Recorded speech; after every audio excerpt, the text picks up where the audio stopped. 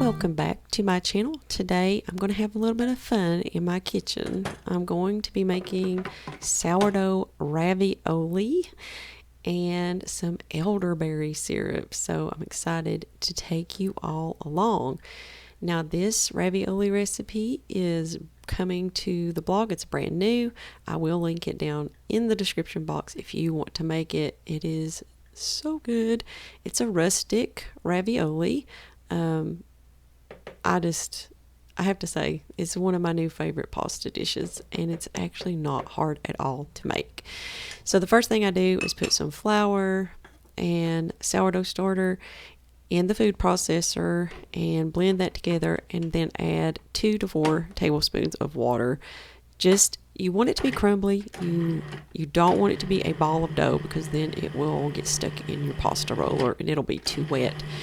And what you're looking for is for it to be kind of like a pie crust, get crumbly, but it holds together when you press it between your fingers. So what I like to do is every couple of minutes I check it to see if it's holding together. If it's crumbling, you see it crumbling out of my fingers, I'll add just a tiny bit of water to make sure that it's just right. And for this one, it took 1 cup flour, half a cup of sourdough starter, and 2 tablespoons of water, and it was perfect. This is pretty much my sourdough pasta recipe, and it's over on the blog as well. I'll link it down below. But this pasta recipe turns out every single time. It makes the most delicious and easy to work with pasta dough, and it's so simple to throw together in a food processor. As you can see, it's sticking together a lot better now. So I'm going to transfer it over to a workstation. I'm going to knead it into a ball of dough.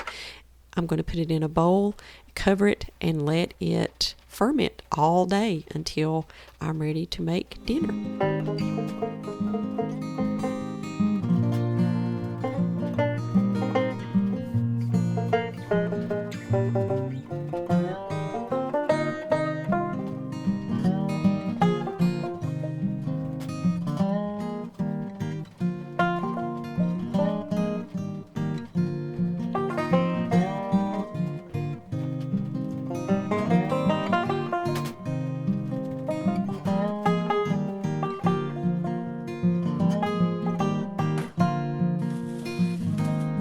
So while I wait on my pasta to ferment, I wanted to share with you all something that I'm pretty excited about.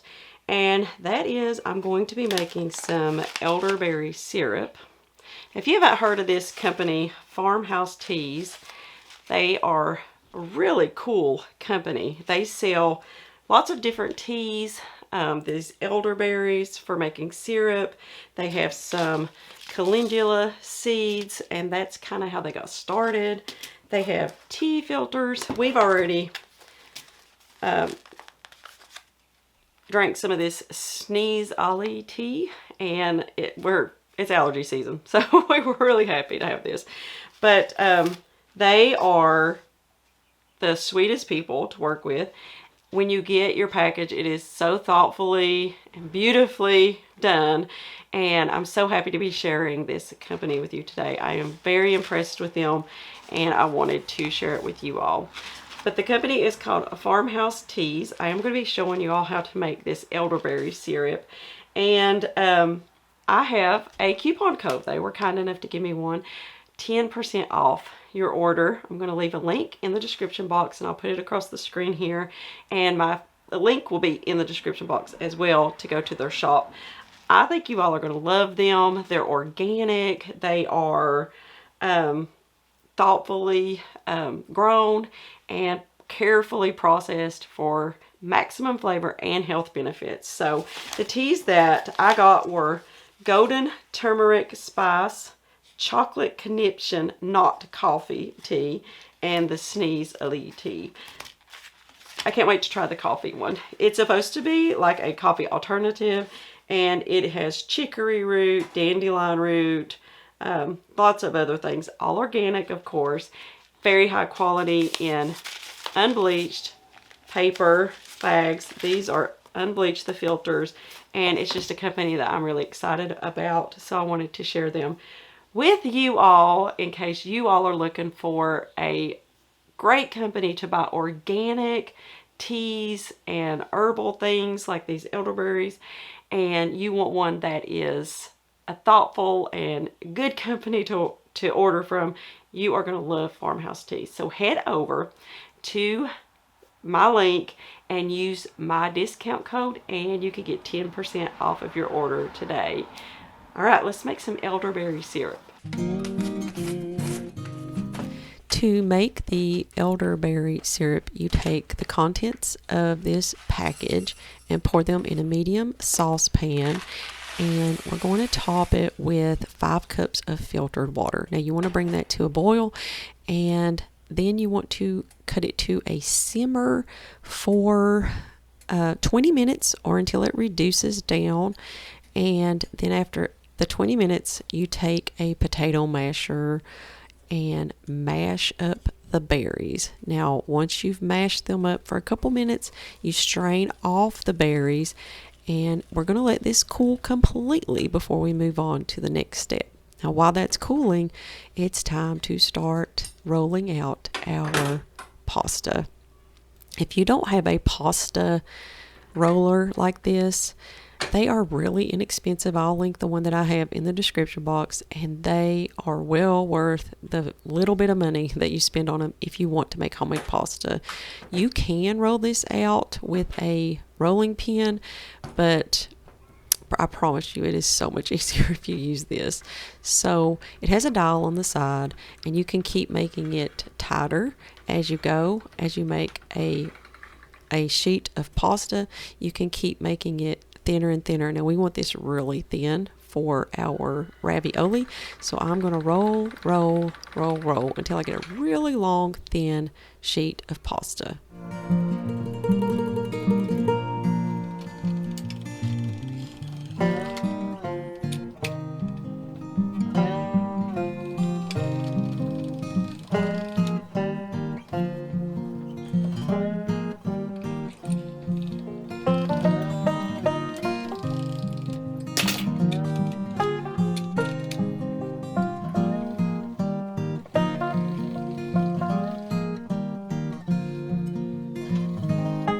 I made a simple filling of ricotta cheese, herbs, salt, and it's so delicious. You can use pretty much any filling that you desire.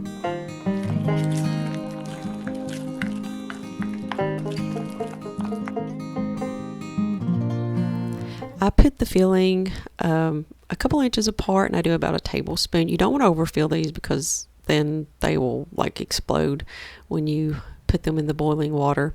Now while I'm getting these ready, I do have a pot on the stove of water coming to a boil, and it also has a tablespoon of salt added to it.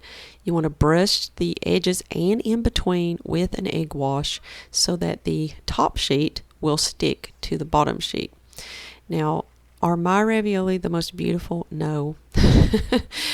They are, rustic, and that's fine with me. Everything I do in my kitchen is more on the rustic side, but these are so delicious and so easy to make if you're not, if you don't stress over making them perfect. They are so good. I just press out gently.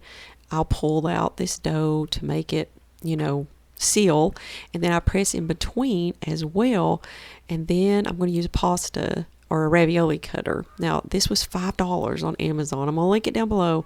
But if you're going to make ravioli, you pretty much need one of these. You can use a pizza cutter, but the ravioli cutter seals it much better, and it just makes it have that signature edge on it like ravioli that you buy in the store. Now, you can make these as big or as small as you want. You don't have to make them as big as I did. This was our main dish for the day, so I did make quite large ones. I put them in this little pan so that I could take them over to the stove and put them in the boiling water. And I'm going to make a simple sauce of butter, olive oil, garlic, and salt. And once the pasta has cooked for about 3 to 5 minutes, I will strain it. I'm going to reserve just a little bit of pasta water in case I need it, so I put a bowl underneath it to save that. And then I'm going to finish straining it off. I'll put it in my butter and olive oil mixture, and that's ravioli. It is that easy to make. I'm going to plate this up.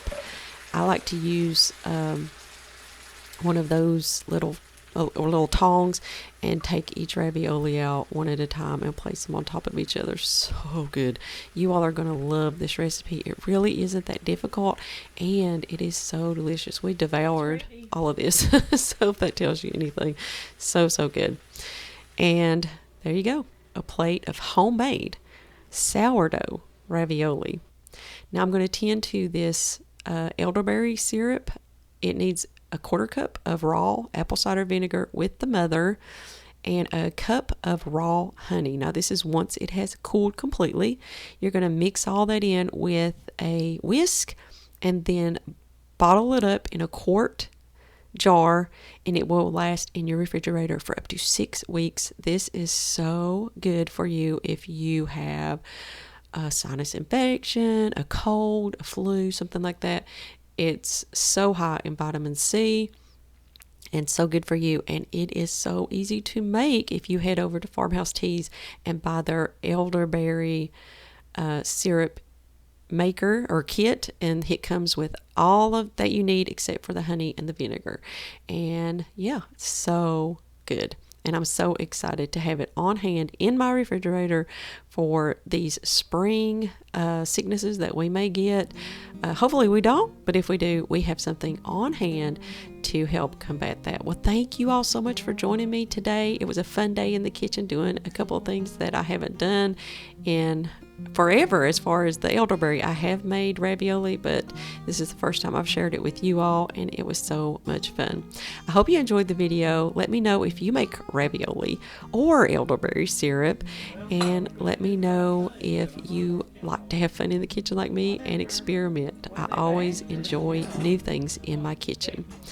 Well, thank you so much for joining me again. If you are brand new, please hit that subscribe button, and we will see you all on the next video.